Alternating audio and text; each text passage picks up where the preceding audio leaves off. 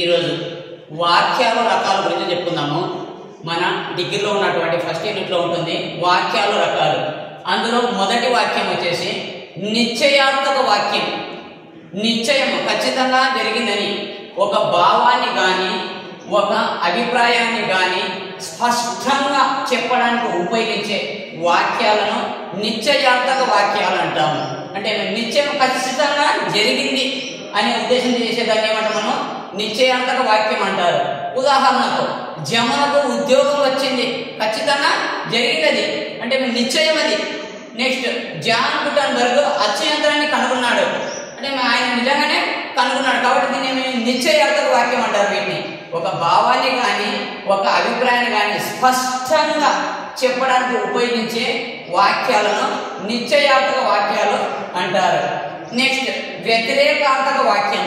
వ్యతిరేకం సంబంధించినవి. ఈ వాక్యాల్లో సాధారణంగా లేదు అనే వ్యతిరేక క్రియ చేరుతుంది. అందులో ఏముంటుంది? లేదు అనేది క్రియ అనేది చేరుతుంది. ఉదాహరణ మాధవికి పెళ్లి కాలేదు, అది వ్యతిరేకమే. ఆయనకు ఉద్యోగం రాలేదు, దానికి కూడా అంటే లేదు అటువంటి ఉంటే ఖచ్చితంగా వ్యతిరేకార్థక వాక్యము. నెక్స్ట్ ప్రశ్నార్థక వాక్యము. ప్రశ్నార్థకం ప్రశ్నించేవి అంటే ఇందులో మళ్ళీ 3 రకాలు ఉన్నాయి. ప్రశ్నార్థక వాక్యాలు మళ్ళీ ఎన్ని రకాలు ఉన్నాయి? 3 రకాలు ఉన్నాయి. అందులో మొదటిది వాక్యాంత శబ్దాపేక్ష ప్రశ్నలు. వాక్యం అంతంలో వాక్యాంత శబ్దాపేక్ష ప్రశ్నలు అంటే వాక్యం చివర ప్రశ్నార్థక పదాలు ఏమీ లేకుండా కేవలం చేర్చడం వల్ల వాక్యాలు ఏర్పడతాయి. వీటిని ఏమంటామంటే వాక్యాంత శబ్దాపేక్ష ప్రశ్నలు అంటారు. వాటి ముందు ఉదాహరణ భారతదేశంలో ప్రజాస్వామ్యం ఉందా? ఇక్కడ ఏముంది? దా ఆ ఉందా అంటే అక్కడ ఎక్కడైనా దా అనేది ఆ అనే సౌండ్ వినిపించాలి మనకి. అదే వాక్య అంత చివరిలో శబ్దాపేక్ష ప్రశ్నలు. ఇక్కడ ఇంకొక ఉదాహరణ ఏమైనా చదివేది ఉందా? ఏమైనా చదివేది ఉందా? ఇదేమి వాక్యాంత శబ్దాపేక్ష ప్రశ్నలు.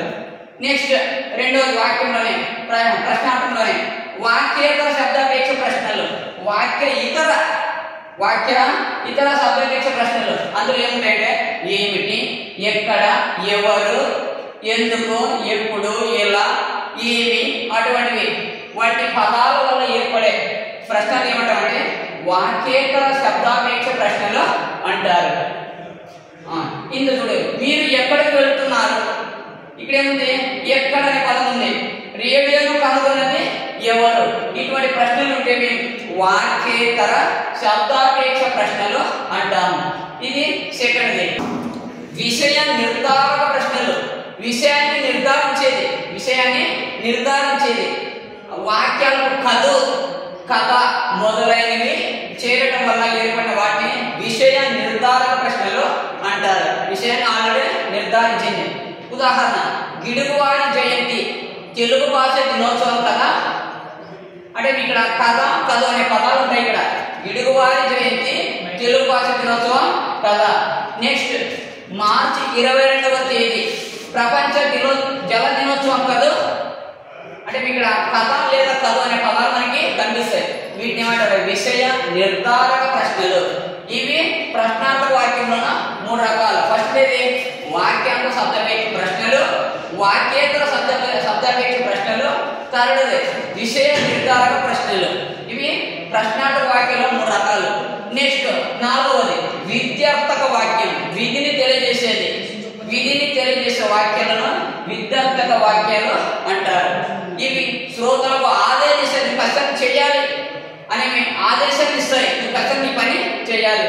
అందులో ఉదాహరణ నువ్వు వెంటనే ఢిల్లీకి వెళ్ళు ఆదేశించడము, ఆజ్ఞాపించడం. దాన్ని నువ్వు వెంటనే ఢిల్లీకి వెళ్ళు, నీవు ఇంటికి వెళ్ళి చదువు. దీన్ని ఆదేశించడం. దీన్ని ఏమంటామా? విద్యార్థక వాక్యము. నెక్స్ట్ నిషేధ వాక్యము. నిషేధించడం ఆల్రెడీ నిషేధాన్ని తెలియజేసే వాక్యాలని నిషేధక వాక్యాలు అంటారు. ఉదాహరణ వాహనాలు రోడ్డుకు కుడి ప్రక్కగా నడపకూడదు అంటే మీకు ఖచ్చితంగా నిషేధం అది. నెక్స్ట్ మద్యం తాగి వాహనం నడపకూడదు. ఇటువంటి వాక్యాలు ఏమంటారు? నిషేధార్థక వాక్యము అంటారు. ఇవి ఈరోజుతో చెప్తున్నాం. తర్వాత క్లాస్ వచ్చేసి మిగిలిన వాక్యాల రకాల గురించి చెప్పుకుందాం.